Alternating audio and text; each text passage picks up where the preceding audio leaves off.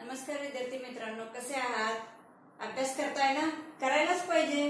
ह्या वर्षी आपण बोर्डाचं एक्झाम देतो आहोत, त्यामुळं अभ्यास आपल्याला ह्या वर्षी केलाच पाहिजे, पण टेन्शन न घेता. समरूपता प्रकरण आपण अभ्यासत आहोत. त्यातला आजचा पॉइंट आहे समरूप त्रिकोण. समरूप म्हणलं की एक गोष्ट कायम लक्षात ठेवायची, आपण आणि आपली सावली ह्या दोन गोष्टी परस्परांना समरूप असतात. एकरूप ही कन्सेप्ट आपण 7वीपर्यंत व्यवस्थितपणे अभ्यासलेली, ती तुम्हाला चांगली मिळते. समरूपते कन्सेप्ट मध्ये एखादी व्यक्ती आणि तिची सावली ह्या दोन परस्परांशी समरूप असतात. आता जर आकृत्यांच्या बाबतीत बोलायचं झालं असेल, त्रिकोणाची समरूपता, तर या ठिकाणी आता तुम्हाला दोन त्रिकोण समरूप कशाला म्हणायचं याचं तुम्हाला इथं दोन आकृती काढलेल्या आहेत इथं आणि इथं स्पष्टीकरण दिलेलं आहे. आता हा पहिला त्रिकोण बघा, त्रिकोण एबीसी आणि दुसरा त्रिकोण आहे त्रिकोण डीईएफ. आता एबीसी त्रिकोण मधला हा कोण ए बघा, ही कोण ए हा टी शी एकरूप आहे. बघा एकरूप म्हणते मी, ए हा डी शी एकरूप आहे म्हणजे दोन्हीची माप सारखी आहेत. बी हा ई शी एकरूप आहे आणि सी हा एफ शी एकरूप आहे. म्हणजे या दोन्ही त्रिकोणामध्ये एकाच एक संगतीनुसार तिन्ही कोण कसे आहेत, एकरूप आहेत. आणि बाजूंच्या बाबतीत काय लिहिलंय, ए बी भागिले डी या दोन बाजूंच्या मापांचा आपण भागाकार केलाय. त्याच्यानंतर बीसी बघा, बीसी भागिले ईएफ या दोन बाजूंचा काय केलेला आहे, मापाचा भागाकार केलेला आहे. आणि त्याच्यानंतर एसी भागिले डीएफ यांचा भागाकार केलाय.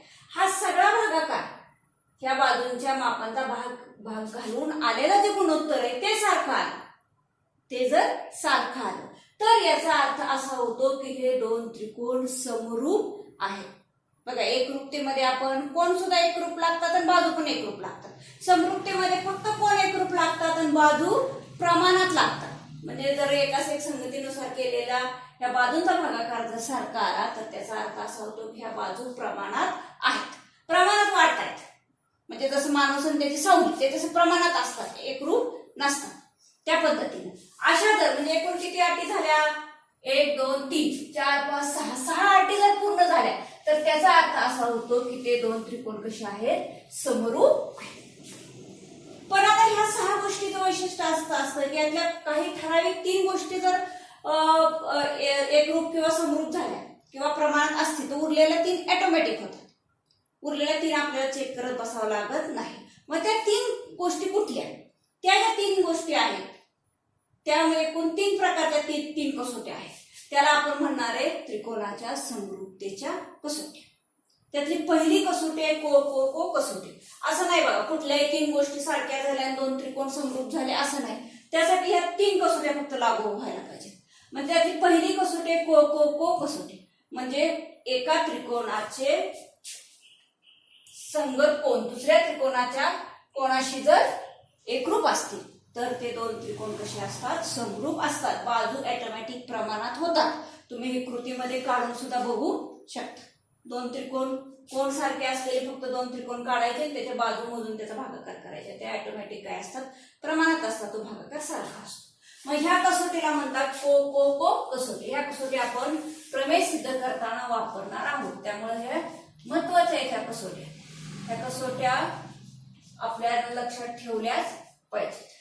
आता आपल्याकडे 2 त्रिकोण आहेत, त्रिकोण एबीसी व त्रिकोण पीक्यूआर. याच्यात काय काय दिले बघा, कोण ए एकरूप कोण पी, कोण बी एकरूप कोण क्यू आणि कोण सी एकरूप कोण आर. म्हणून त्रिकोण ए बी सी समरूप त्रिकोण पी क्यू आर.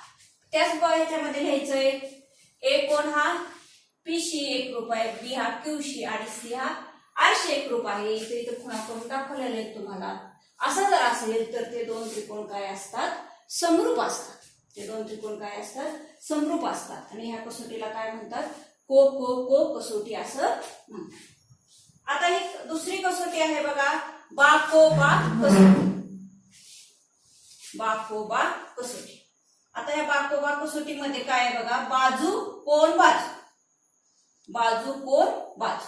म्हणजे आता याच्यामध्ये दोन बाजू आणि त्याच्यामधला कोण, एका त्रिकोणाच्या दोन बाजू आणि त्यामधील कोण जर दुसऱ्या त्रिकोणाच्या दोन संगत बाजू आणि त्यामधील कोणाशी एकरूप असेल तर ते दोन त्रिकोण कसे असतात, समरूप असतात. म्हणजे आता या ठिकाणी काय काय पाहिजे, बाजू प्रमाणात पाहिजे आणि मधले कोण कसे आहेत, एकरूप आहेत. आता बाजू प्रमाणात आहेत का, तर बघा आता ही बाजू एक आहे, ही दोन आहे म्हणजे ह्याची दुप्पट, ही दोन आहे, ही चार आहे, ह्याची दुप्पट. ह्याचा जर भागाकार केला तर तो सारखाच येतो दोन्हीचा. आता इथं काय लिहिणार आपण, त्रिकोणाची नावं लिहून घ्यायची. पहिल्यांदा त्रिकोण KLM व त्रिकोण RST मध्ये. बाजू एकरूप नाही लिहू शकत आपण, त्या पद्धतीने लिहायचं. बाजूचं भागाकारचं गुणोत्तर लिहायचं म्हणजे काय येणार, KL भागिले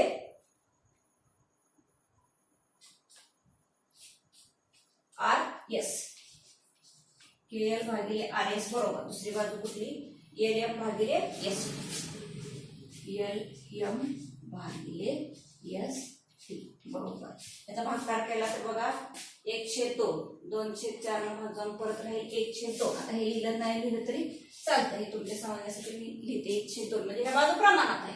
आणि दुसरं काय आहे, काय दिले त्यांनी, कोण L एकरूप कोण S, कोण L एकरूप कोण S. म्हणून त्याचा अर्थ काय होतो, हीच नावं खाली येणार. म्हणून त्रिकोण KLM समरूप त्रिकोण RS या कसोटीला काय म्हणतात, बाकोबा कसोटी असं म्हणतात. ही झाली आपली दुसरी कसोटी. आता तिसरी कसोटी आहे बा बा बा कसोटी. ही सगळ्यात सोपी कसोटी. एका त्रिकोणाच्या शिरोबिंदूच्या एकाच एक संगतीनुसार एका त्रिकोणाच्या तीन बाजू दुसऱ्या त्रिकोणाच्या तीन बाजूशी अनुक्रमे जर प्रमाणात असतील तर ते दोन त्रिकोण कसे असतात, समरूप असतात. एकरूप असतील तरी समरूप असतात, तो काही प्रश्नच नाही. पण प्रमाणात असतील तरी सुद्धा कसे असतात, समरूप असतात. आता आपला पहिला त्रिकोण आहे PQR व दुसरा त्रिकोण आहे XYZ. मग बाजू प्रमाणात म्हणजे काय येणार, PQ भागिले XY बरोबर PR भागिले XZ, PR भागिले XZ बरोबर. राहिली कुठली आता बाजू, QR भागिले YZ. असं जर हे गुणोत्तर असेल तर त्याचा अर्थ काय होतो, तर त्रिकोण PQR समरूप त्रिकोण XYZ. बघा तीन कसोट्या बघितलेल्या आहेत आपण, को कसोटी, कोण कसोटी. ही को कसोटी फक्त नुसती वापरली तरी सुद्धा चालते. ऑटोमॅटिक तिन्ही कोणाची बेरीज 180 असते. दोन कोण जरी एकरूप झाले दुसऱ्या त्रिकोणाच्या दोन कोणाशी तरी तिसरा कोण ऑटोमॅटिक एकरूप होतो. को कसोटी सुद्धा म्हणतात ह्याला. आणि दुसरी कसोटी बा कसोटी, बाजू कोण बाजू कसोटी. आणि तिसरी कसोटी बा बा बा कसोटी, बाजू आणि बाजू कसोटी. ह्या कसोटी संबंधित आता आपल्याला उदाहरण संग्रहातली काही उदाहरणं आहेत. उदाहरण संग्रहातली काही अवघड उदाहरणं मी आता तुम्हाला ह्याच्या पुढे काय करणार आहे, सोडवून देणार आहे.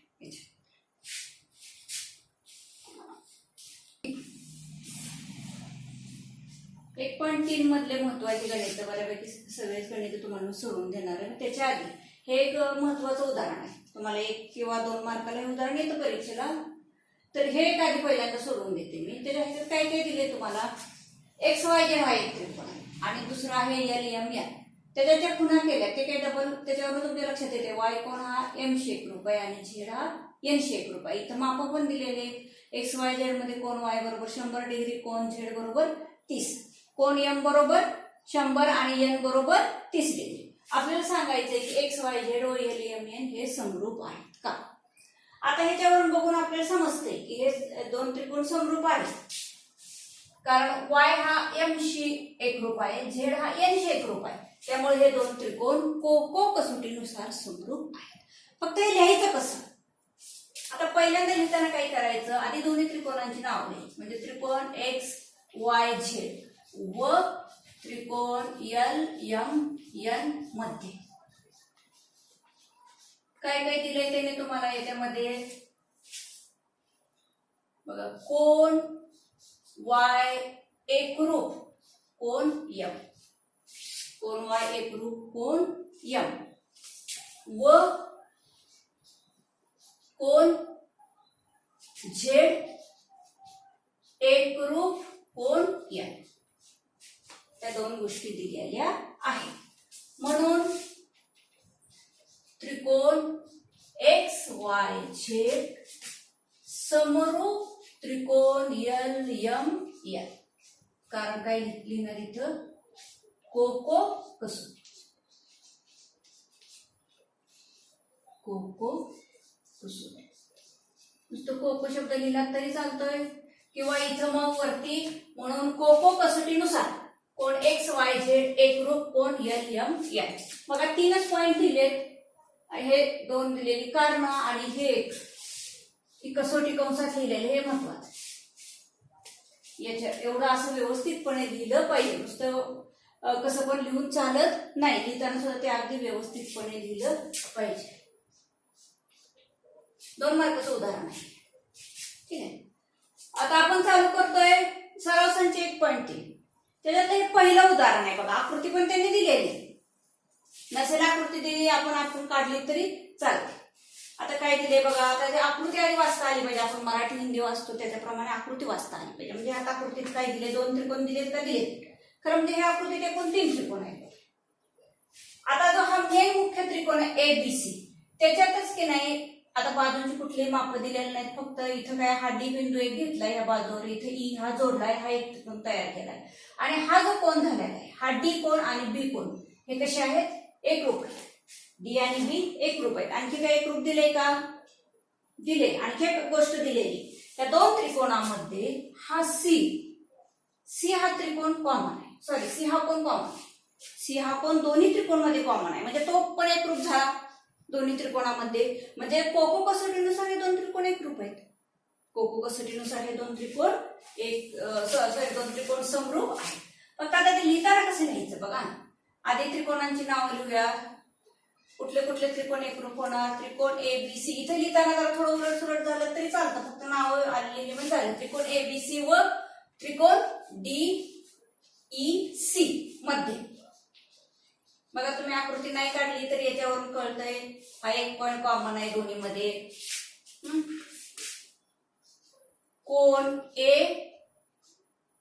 बरोबर किंवा कोण ए एकरूप कोण डी. कारण काय, प्रत्येकी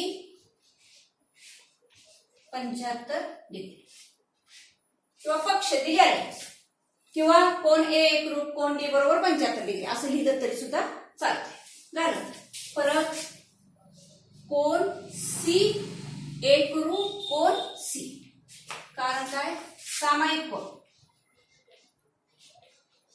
सामायिक कोण.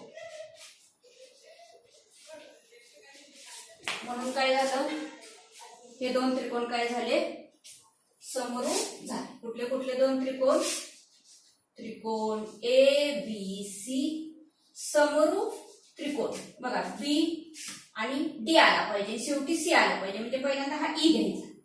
त्रिकोण ई बी कशाशी आहे, डी शी, म्हणजे इथं डी येणार आणि हा सी शी सी कोण त्रिकोण. म्हणून त्रिकोण ए बी सी समरूप त्रिकोण ई डी सी. कुठली कसोटी, कोको कसोटी.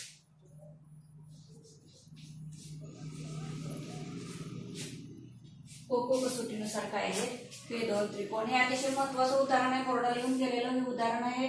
आकृती सुद्धा हेच आहे, माप सुद्धा तेच आहे असं हे उदाहरण लिहून गेलेलं आहे परिगण तुम्हाला बोर्डाच्या परीक्षेला. आणि अतिशय सोपं उदाहरण आहे, 2 स्टेप मध्ये संपून जातं हे उदाहरण. आता या उदाहरण संग्रहातलं जे दुसरं गणित आहे, आकृती 1.56 मधील त्रिकोण समरूप आहेत का, हे दुसरं गणित तुम्ही सोडवू शकता. या 2 गणितासारखंच ते गणित आहे, ते सोडवू शकता. ते काय मी सोडवून दिलेलं नाही तुम्हाला.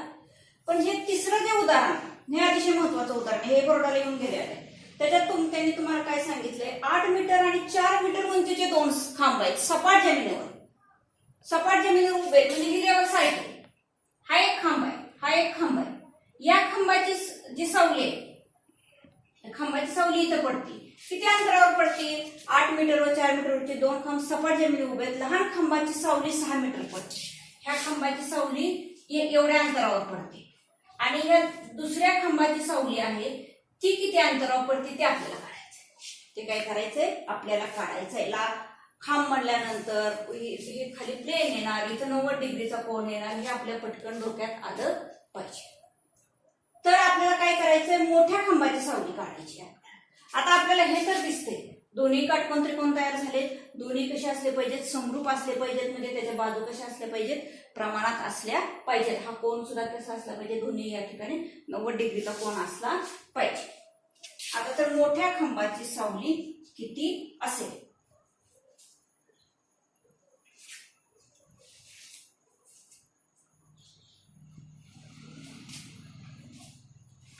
मग या ठिकाणी काय येणार? आता बाजू कुठल्या येणार? PR भागिले AC. उलट सुलट झालं तरी सुद्धा चालतं. पहिल्यांदा AC लिहिलं तरी सुद्धा चालतं, पण जी बाजू लिहिली तीच इकडची लिहिली पाहिजे. ठीक आहे, पहिल्यांदा आपण काय करूया? AC लिहूया. AC भागिले ही बाजू कुठली येणार? PR. बरोबर. AC भागिले PR बरोबर. आता ही बाजू कुठली येणार? मग BC भागिले QR. BC भागिले QR. आता कारण बाजू प्रमाणात आहेत, बरोबर. आता ह्याची माप कुठली कुठली आहेत? AC ची किंमत काय आहे? 8 आणि PR आहे 4. बरोबर. BC आपल्याला माहिती नाही आणि QR आहे 6. हे फक्त काय करायचंय? आपल्याला पक्षांतर करून काय करायचंय? सोडवायचं आहे. मग काय येतंय आता या ठिकाणी? पक्षांतर करून घेतलं. हे 6 इकडे येणार, हे 4 तिकडे नेऊया. 8 गुणिले हे तुम्ही उलट सुलट लिहिलं तरी सुद्धा चालतं, काही प्रश्न येत नाही, प्रॉब्लेम येत नाही. उत्तर तेच येणार. मात्र PR बाजू तुम्ही आधी भागिले AC केलं तर QR भागिले BC घेतलं पाहिजे. एवढं करायचं. 8 गुणिले 6 बरोबर BC गुणिले 4. हे 4 गुणिले इकडे आल्यावर काय होणार? भागिले होणार. 8 गुणिले 6 भागिले 4 बरोबर BC.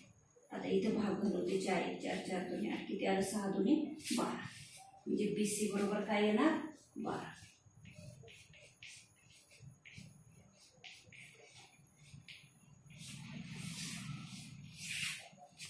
आता किती सोपं सरळ उदाहरण आहे हे. BC ची लांबी किती येणार? 12 मीटर येणार. आता याच्यानंतर चौथं उदाहरण घ्या. आता हे चौथं उदाहरण बघा. तुम्हाला आकृती पण त्यांनी दिलेली आहे. त्रिकोण ABC मध्ये AP लंब BC. या त्रिकोणामध्ये फक्त A बिंदूतून लंब टाकलाय आणि B बिंदूतून लंब टाकलाय. हा लंब टाकल्यामुळे काय झालंय? हा त्रिकोण तयार झालेला आहे. म्हणजे लंब म्हणलं की इथं 90 डिग्री हे आधी डोक्यात पाहिजे. हा इकडून लंब आहे म्हणजे इथं सुद्धा 90 डिग्रीचा कोन होतोय. हे दोन्ही लंब टाकलेले आहेत असं त्यांनी दिलेलं आहे आपल्याला स्पष्टपणे. आणि B dash P dash C म्हणजे B आणि C च्या दरम्यान P बिंदू आहे. A आणि C च्या दरम्यान Q बिंदू आहे. ही दरम्यान नवीन झालायचे प्रकरण. आता आपल्याला सिद्ध काय करायचंय की हे जे दोन त्रिकोण आहे CPA बघा या ठिकाणी CPA हा त्रिकोण, हा काटकोन त्रिकोण आणि दुसरा CQB हा काटकोन त्रिकोण. हे दोन्ही काय दाखवायचे? आपल्याला समरूप दाखवायचे आणि हे बाजूची माप दिली ती काढायची. आता तर हे दोन त्रिकोण समरूप दाखवताना एकरूप दाखवताना एक सोपं असतं. पहिल्यांदा दिलेले त्रिकोण लिहून घ्यायचे. त्रिकोण CPA व शब्दामध्ये टाकायचा व त्रिकोण CQB मध्ये. ठीक आहे. या दोन त्रिकोणामध्ये कॉमन असणाऱ्या दोन गोष्टी. एक कोण दिसतोयच आपल्याला, आणखी एक गोष्ट कॉमन आहे बघा. लक्षात येते का याच्यात? हे दोन कोण एकरूप आहेतच कारण हे दोन्ही काटकोन त्रिकोण. ठीक आहे. ह्या दोन त्रिकोणामध्ये आणखी एक कोण म्हणजे हा कोण कसा आहे? दोन्ही त्रिकोणामध्ये कॉमन असलेला कोण आहे. म्हणजे कोको कसोटीनुसार ते दोन त्रिकोण कसे झाले? समरूप झाले. आता फक्त लिहिताना कसं लिहायचं? मध्ये कोण APC एकरूप कोण CQB. कारण काय? प्रत्येकी 90 डिग्री किंवा काटकोन त्रिकोण. कारण मात्र महत्वाचे असतात. कारणाला अर्धा मार्क असतो. आणि दुसरं कारण काय, कोण सी, एकरूप कोण सी. कारण काय येणार याचं, सामायिक कोण. सामायिक कोण.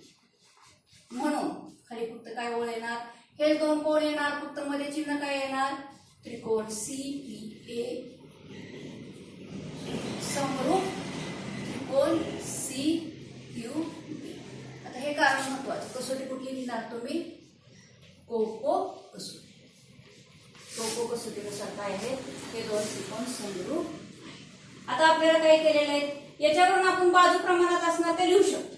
ह्या बाजू लिहू शकतो. मग आता ह्या बाजू कोणत्या येणार बघा. आता त्यांनी आपल्याला दिली कुठली, बी क्यू. बी क्यू बीसी, बीसी एसी काढायची आणि एपी दिली, एपी.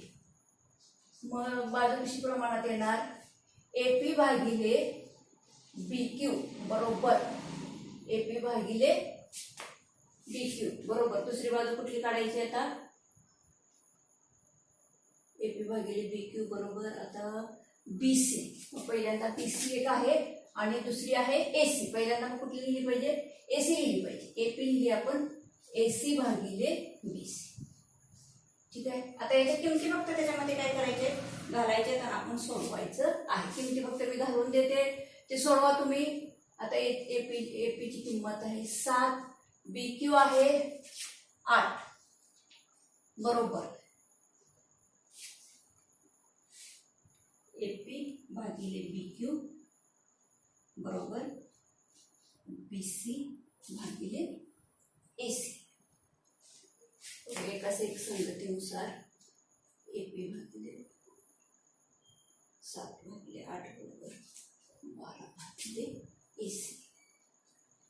एपी भागिले बी क्यू बरोबर एसी, एसी भागिले बीसी. एसी, एसी बाजू किती आहे आता, एसी दिली का त्यांनी, नाही काढायची. एसी भागिले बीसी दिली आहे 12. आता मागच्या वेळेस असं एक उदाहरण आपण सोडवलेलं आहे. फक्त पक्षांतर करून तुम्ही सोडवू शकता हे उदाहरण. ठीक आहे. ही आपण सिद्धता लिहिलेले ते उदाहरण. साधारण हे 3 किंवा 4 मार्काचं उदाहरण आहे. हे पण महत्वाचं उदाहरण आहे. फक्त आता हे पक्षांतर करून ही किंमत फक्त तुम्ही काढायची आहे. आता हे 5वं उदाहरण. आता हे 5व्या उदाहरणामध्ये हे एक महत्वाचं उदाहरण आहे. ह्याच्यामध्ये समलंब चौकोन दिलाय तुम्हाला. चौकोन आहे पी क्यू आर एस. या त्रिकोण चौकोनामध्ये पी क्यू समांतर एस आहे. ह्या दोन बाजू कसे समांतर आहेत. आणि आता देताना त्यांनी काय दिले तुम्हाला, ए आर बरोबर 5 एपी. ही ए आर ही बाजू बरोबर 5 एपी. ही बाजू काय आहे, ह्याच्या बाजूचे 5 पट आहे. त्याचप्रमाणे एएस बरोबर 5 AQ. आणि तुम्हाला सिद्ध काय करायचंय की ही बाजू सुद्धा याच्या 5 पट असली पाहिजे. हे काय करायचंय तुम्हाला सिद्ध करायचं आहे. तर ही सिद्धता सिद्ध करताना आपल्याला पहिल्यांदा काय करावं लागणार आहे, याची संबंधित असणारे 2 त्रिकोण समरूप दाखवावे लागणार आहे. आणि त्याच्यानंतर मग ह्या बाजू प्रमाणात आहेत म्हणलं, ह्या 2 बाजू सुद्धा प्रमाणात आहेत असं लिहावं लागणार आहे. फक्त किमती घालायच्या. पुढचं सोपं आहे, त्याचा काही प्रॉब्लेम नाही. हे पण महत्वाचं आहे आणि सोपं उदाहरण आहे. अगदी 2-3 स्टेप मध्ये इझिली लक्षात येते. फक्त आता दिलेल्या गोष्टी लिहून घेऊया. ए आर बरोबर 5 एपी. इथं फक्त काय करायचं, ए आर इथं 5 जे एपी ला गुणिले ते काय करायचं आपण, एपी इकडे पक्षांतर करायचं. ए आर भागिले एपी बरोबर राहिलं काय 5 म्हणजे 5/1 राहील. 5/1 राहील. ठीक आहे. त्यानंतर दुसऱ्याचं पण तसंच लिहून घ्यायचं. एएस बरोबर 5 AQ म्हणलंय ना, इथं पण काय करायचं, एएस भागिले AQ बरोबर 5/1. बघा या दोन्हींचा भागाकार सारखा आहे. म्हणजे ह्या दोन्ही बाजू कशा असल्या पाहिजेत, प्रमाणात असल्या पाहिजेत. मग ह्या 2 बाजू प्रमाणात आहेत बरोबर. त्याचप्रमाणे बघा ह्या 2 त्रिकोणाच्या ह्या 2 बाजू प्रमाणात आहेत. आणि हा त्रिकोण कोण कसा आहे, हा विरुद्ध कोण आहे, हा कोण सुद्धा कसा असला पाहिजे, एकरूप असला पाहिजे. मग 2 बाजू त्याच्या मधला कोण. ह्या दोन बाजून त्याच्यामधला कोण एकरूप आहे. म्हणजे कुठली कसोटी? बा कसोटी. म्हणजे बाकोबा कसोटीनुसार हे दोन त्रिकोण कसे असले पाहिजेत? समरूप असले पाहिजे. आता हे लिहून घेतलं. मग त्रिकोणामध्ये असं लिहिलं चालेल किंवा इथं त्याचप्रमाणे कोणाचं वर्णन केलं तरी सुद्धा चालेल. तुम्ही उदाहरण वाढवलं तरी चालेल, थोडक्यात लिहिलं तरी सुद्धा चालेल. आता याच्यावरून मी इथे लिहून घेते म्हणून. ह्याला 1 म्हणूया आणि ह्याला 2. त्याच्यावरून काय लिहिता येईल आपल्याला? AR भागिले AP बरोबर AS भागिले 1. कारण काय? 1 व 2. 1 व 2 व हे सिद्ध करून घेतलं. आता त्या दोन त्रिकोणांचा उल्लेख करायचा. कुठला? किंवा आता डायरेक्ट आता हे 1 व 2 वरून लिहून घेतलं. याला मी 3 नाव देते किंवा नाही दिलं तरी चालतंय. कोण डायरेक्ट लिहिते? आता तुम्हाला लहानात लहान करून देते, जास्त मोठं वाढवत बसायची गरज नाही. हे लिहून याला 1 आणि 2 नाव दिले. आता हा कोण लिहिते?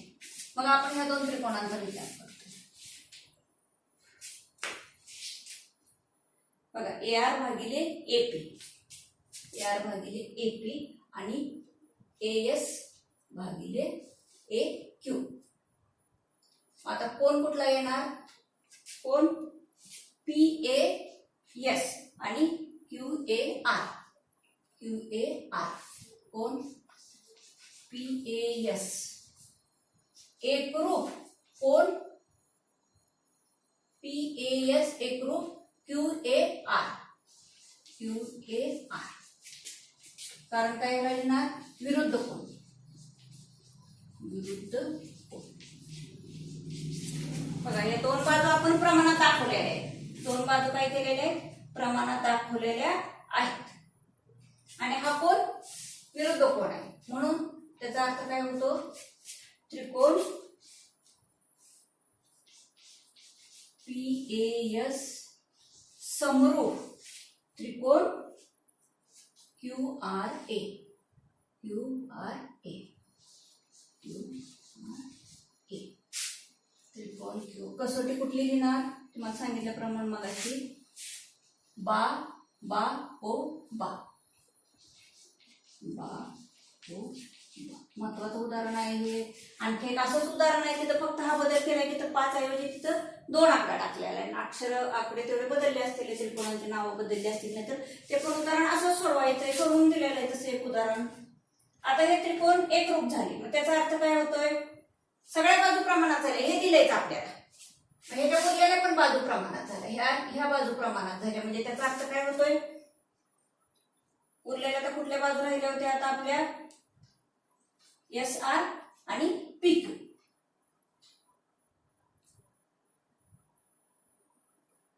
PAS QRA.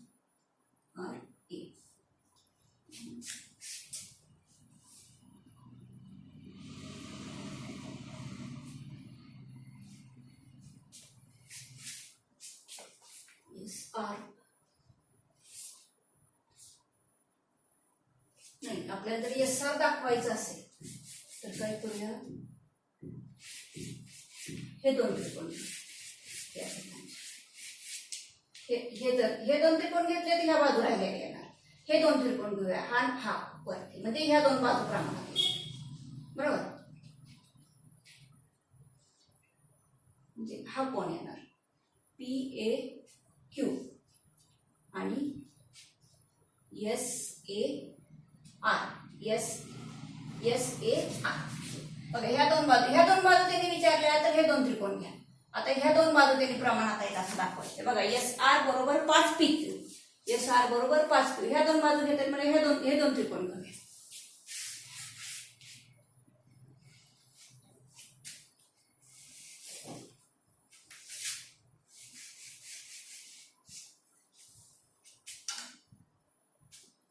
मग आता हे दिलेलं गुणोत्तर AR भागिले AP. AR भागिले AP बरोबर. दुसरी बाजू होती AS भागिले AP. AS भागिले AP बरोबर.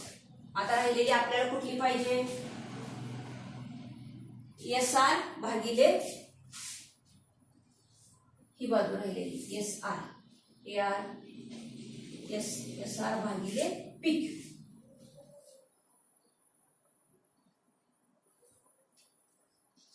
एस आर भागिले पी. कारण काय घेणार इथं, हे दोन त्रिकोण आपण समरूप दाखवले बरोबर. हे दोन त्रिकोण समरूप दाखवले म्हणजे ह्याच्या सगळ्या बाजू प्रमाणात झाल्या, म्हणजे ह्या दोन बाजूंचा भागाकार बरोबर ह्या दोन बाजूंचा भागाकार बरोबर या दोन बाजूंचा भागाकार. आता पहिल्यांदा ज्या घेतल्या त्या सिक्वेन्स तेच बाकी त्या तिन्ही बाजू अशा झाल्या समरूप आहेत. त्याला कारण लिहिलं तरी काय चालतंय, एकरूप त्रिकोणाच्या संगत बाजू.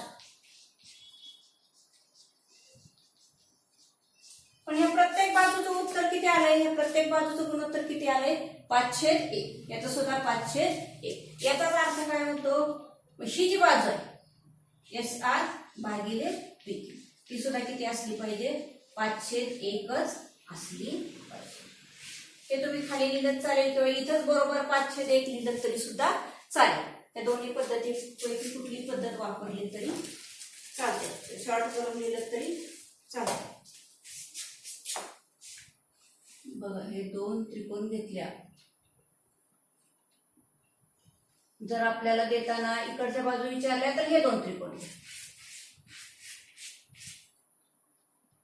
त्यामुळे विरुद्ध कोण हे वापरले, हे दोन विरुद्ध कोण.